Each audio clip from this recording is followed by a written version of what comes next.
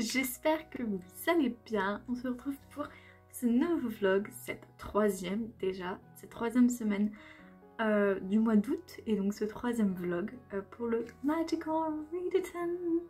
Donc pour rappel, qu'est-ce que c'est que le Magical Readathon? Je ne l'ai pas fait dans le vlog précédent, mais je trouve c'est bien de le faire. C'est un Readathon organisé par Bookroast. Donc la chaîne de Bookroast est en barre de description, ainsi que la vidéo d'annonce en fait du challenge. Et comme je viens de le dire, c'est un challenge qui se déroule sur tout le long du mois d'août pour cette édition-ci, où en fait on incarne un personnage, on crée un personnage un peu à la façon de Donjons et Dragons. C'est un peu le même style en fait d'univers. On crée son personnage, on lui donne une guilde, on l'envoie étudier à Aurelium, donc c'est l'université en fait de ce monde. Et pour que en fait les études, comment ça se passe, et bah ça se fait à travers des différents readathons organisés par Bookroast, où en fait chaque édition on doit lire des livres afin que notre personnage progresse dans ses études. Et donc j'adore le principe. Et donc moi, mon personnage s'appelle Lily, c'est une demi-elfe, demi-humaine. Elle a les cheveux roses, c'est trop stylé. Lily fait partie de la guilde des archivistes et aimerait devenir scribe. Donc voilà, pour cela j'ai déjà effectué des lectures à travers le vlog 1 et 2. Et cette semaine je lis La désolation de l'arpent, Les désolations de l'arpent du diable, le 6e tome de Miss Peregrine et les enfants particuliers.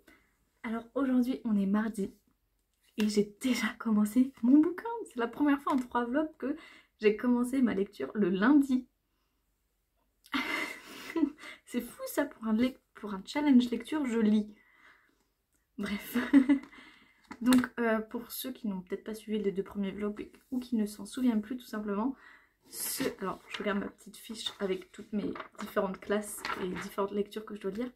Ce livre est pour la classe Inscription et c'est la dernière note, en fait, la note la plus haute que je dois obtenir. Et donc cette note c'est Stilling the Mind, Cozy Read. Et donc voilà, c'est ma Cozy Read, même s'il est assez gros. Et en fait pour ça je lis que dans des endroits un petit peu confortables, un peu cocon. Et surtout je fais que mon environnement autour de moi soit cozy. Donc je mets en fond des ambiances, des feux de cheminée, tout ça. J'ai une petite bougie que je peux allumer, un petit plaid, des oreillers tout doux. Enfin voilà, je fais que mon environnement soit cozy pour rendre mon expérience de lecture cozy. Parce que bon, on se l'entend, Miss Peregrine c'est pas super wouh doudou, trop mimi. Parce qu'il y a quand même des gens qui meurent dedans, pas ouf.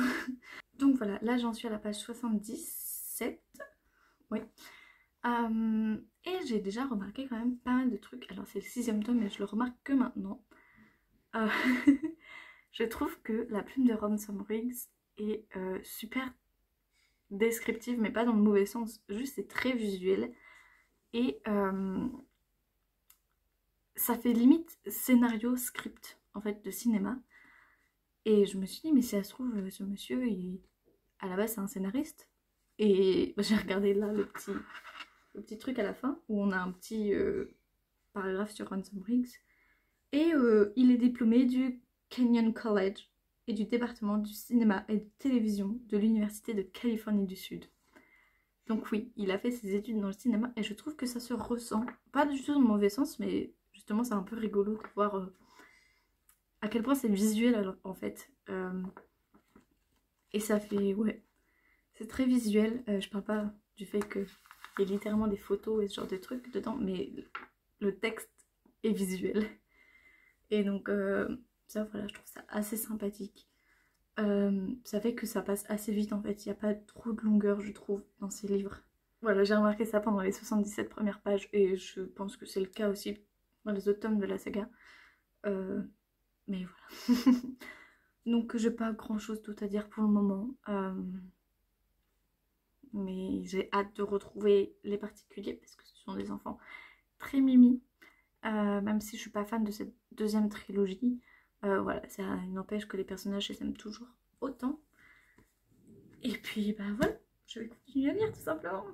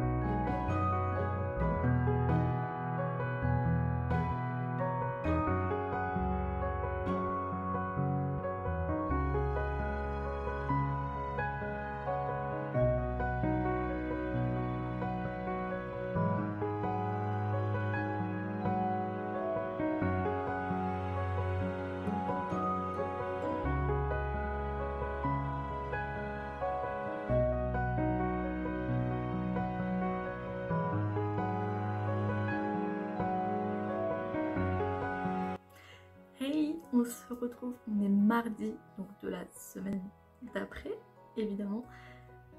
Et j'ai une très bonne nouvelle, puisque j'ai fini Miss Peregrine. Donc je viens conclure ce vlog.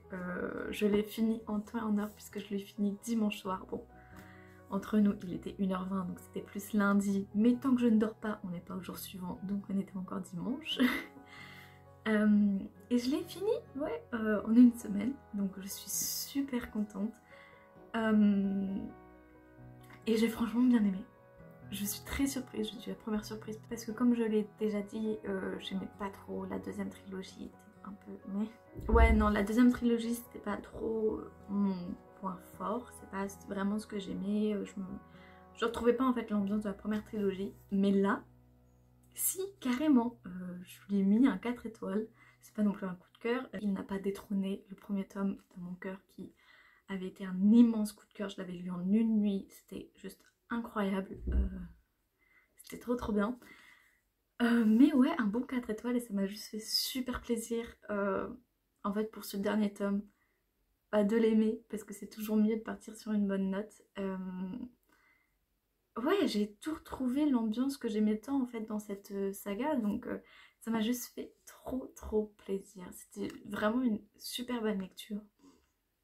En plus, comme j'ai essayé de faire de cette lecture une expérience cozy pour justement le challenge, et bah c'était d'autant plus plaisant.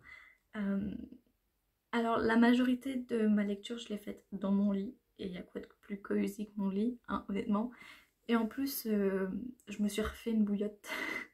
Donc j'avais les pieds bien au chaud sur ma bouillotte, en train de lire un livre que j'aimais. C'était juste trop bien. C'est pas l'expérience la plus cozy du monde. J'ai pas par exemple allumé ma bougie ni rien. Mais on est quand même en plein mois d'août. Et j'avais pas envie non plus de trop forcer la chose. Franchement là ce que j'ai fait ça m'a suffi. Je me sentais bien cozy. J'étais dans mon lit à lire avec ma petite bouillotte au pied. Et c'était juste trop bien. Ce que j'ai aimé en particulier dans ce livre, comme j'ai dit, c'est que j'ai retrouvé l'ambiance des premiers tomes, mais surtout en fait les personnages. Parce qu'en fait j'ai remarqué, enfin je me suis rendu compte en lisant ce livre que en fait dans le tome 4 et 5, on suivait moins les enfants particuliers, on suivait beaucoup Jacob et ce nouveau personnage qui est Nour. Mais les autres enfants particuliers, on les suivait beaucoup moins. Et ça m'attristait un peu parce que bah j'adore les enfants et c'est ce pourquoi je suis tombée amoureuse en fait de cette saga, de cet univers. C'est pas non plus ma saga préférée, mais les enfants sont tellement attachants en fait. Et dans les tomes 4 et 5, on les suit beaucoup moins. Et ça, je me suis rendu compte parce qu'ils sont archi présents dans ce tome-là. Et en fait, Jacob, bah, même si c'est le personnage principal et que c'est raconté à la première personne, donc je l'ai trouvé moins présent que les autres. Et enfin, je sais pas comment expliquer, mais c'était vraiment une superbe expérience de tous les retrouver. C'était trop trop bien. Moi, mon personnage préféré, ça reste Emma, avec aussi Miss Peregrine, qui est trop cool. Et non, mais Emma, c'est vraiment le meilleur personnage. Et en parlant d'Emma, je trouve vraiment qu'elle a tellement plus de chemistry, d'alchimie, en fait, avec Jacob que Nour et Jacob en ont. Parce que voilà, petite spoiler alert, mais il y a une petite romance entre Jacob et Nour. Et je trouve qu'elle est inutile, il n'y a aucune alchimie entre les deux. Ça marche pas en fait, alors que Emma et Jacob, même en tant qu'amis, ont plus d'alchimie entre deux que le couple Jacob et Nour. Donc ça vraiment c'est un peu... ça me dépasse un peu de pourquoi Ransom Riggs a voulu forcer ce couple en fait. Alors qu'en tant qu'amis, bah, ça aurait pu être tout aussi bien, voire mieux, parce que là j'avais un peu l'impression que voilà, il fallait faire une romance parce que c'est du young adulte. Mais honnêtement non. Non, ça servait à rien cette romance, il y avait rien entre eux. Alors que, voilà, comme j'ai dit, Emma et Jacob, même en tant qu'amis, ils avaient plus ce truc. J'adore Emma. C'est vraiment... Non, ça c'est un point qui m'a encore fait lever les yeux au ciel, parce que vraiment je ne comprenais pas cette romance inutile. Mais bon, je suis passée outre. J'ai aussi remarqué pendant ma lecture que, en fait, ce qui a fait que je n'ai pas vraiment aimé les tomes 4 et 5, en plus du fait qu'on ne suit beaucoup moins les autres enfants particuliers, c'est que ça se passe aux États-Unis. Et moi, j'aime pas les États-Unis, mais genre vraiment pas. Et les tomes 4 et 5, en fait, se passent en grosse majorité aux États-Unis, dans des boucles temporelles qui nous font voyager au temps des cow-boys et ces choses comme ça. Et j'en ai rien à foutre des cow-boys. Je suis désolée, mais j'aime pas, je déteste. C'est pas quelque chose qui me plaît. Et donc là, les tomes 4 et 5, c'était que aux États-Unis. Et j'ai pas envie de voir ça, j'ai pas envie de lire ça, ça ne m'intéresse pas, c'est nul. Et là, bye bye les États-Unis, on est de retour dans l'Arpent du Diable, les deux adaptations de l'Arpent du Diable, qui est, il me semble, donc c'est une boucle qui, il me semble, est en Angleterre. Mais bon, comme c'est une boucle temporelle, en fait, ça pourrait être un peu dans n'importe quel pays. Il n'y a pas vraiment de culture en fait appartenante, c'est juste un endroit en fait où tous les particuliers du monde entier en fait se rejoignent. Donc voilà, il n'y a pas d'appartenance en général, mais c'est pas aux États-Unis. Donc ça, moi je l'ai bien ressenti. Et quand ils sortent en fait de l'Arpent pour aller dans d'autres boucles temporelles, c'est pas aux États-Unis du tout, à part un tout petit peu, ils vont en Floride, là où habite Jacob. Mais bon, c'est un tout petit peu. Sinon, ils vont en France. Oui, oui, baguette. Bon, la France de 1918, donc c'est pas top. Ils vont aussi à Londres. Enfin, au revoir les États-Unis. Bonjour les particuliers. Voilà, c'était trop cool. Donc voilà, un bon 4 sur 5. La fin, j'ai un peu chouiné. J'ai pas pleuré, mais j'étais un peu là en mode... Parce que la boucle est bouclée. Voilà.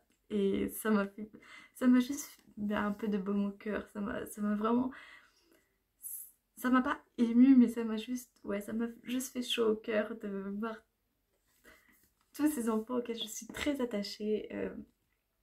C'est vraiment la trope du found family. C'est juste, voilà, ils ne sont pas du tout liés par le sang, mais ils forment quand même une grande famille et c'est juste trop beau. Et donc la fin, ça m'a vraiment... Ah, c'était enfin, émouvant, mais pas dans le sens triste, mais juste... oui, ça faisait chaud au cœur en fait de voir ça. Et donc c'était juste trop bien. J'ai trop aimé ma lecture. Un bon 4 sur 5. Je suis très heureuse de ce dernier tome, de partir en fait, de les quitter sur une très bonne note. Euh, et du coup, bah, je ne regrette pas du tout de l'avoir lu. C'est trop trop cool. Donc voilà. Et donc du coup, bah, j'ai réussi ma mission. Vous voyez comme c'est satisfaisant. J'ai donc fini la classe de Inscription. C'est cette classe-là. Et donc il me reste que la classe de Lore. Donc mon personnage de Lily avance sûrement vers voilà, la fin de son semestre et l'obtention de son semestre, puisque voilà, il me reste plus que Phoebus, donc la BD, donc qui fait 80 pages, et The Atlas 6, qui fait 375 pages. Donc clairement, je pense qu'en une semaine et demie, ce qui me reste en fait du mois d'août, je peux clairement lire ces deux lectures. Donc Lily aura son semestre pour son apprentissage de scribe, donc trop trop contente. Je suis vraiment ravie en fait de ce challenge parce que bah, j'y arrive en fait et ça fait juste du bien. J'avais un peu peur de tomber en panne de lecture à un moment donné la semaine dernière parce que j'avais pas trop envie de commencer ce livre là. J'enchaînais beaucoup mes lectures et ça me plaisait pas trop, mais là le fait d'avoir trop aimé cet homme là en fait ça m'a redonné un coup de boost et j'ai juste trop hâte de lire les deux derniers livres et voilà de faire que mon personnage donc de Lily puisse avoir son semestre. J'ai trop hâte, mais bon ça vous verrez ça dans le prochain vlog si j'y arrive ou pas, mais bon on croise les doigts mais normalement ça devrait le faire. Donc voilà, moi je vous laisse pour ce vlog-ci, donc le troisième vlog. Et donc je vous retrouve la semaine prochaine pour le quatrième et dernier vlog de ce mois d'août, de ce challenge Magical Readathon. Voilà. N'hésitez pas, si vous avez aimé ce vlog, à mettre un petit like, à vous abonner si ce n'est pas déjà fait, si vous aimez ma chaîne, et surtout à mettre en commentaire si vous participez à ce challenge et si vous n'y participez pas. N'hésitez quand même pas à me dire les lectures que vous avez faites dans ce mois d'août. Ça m'intéresse beaucoup, j'adore discuter avec vous. Donc sur ce, bah, moi je vous retrouve la semaine prochaine. Bye!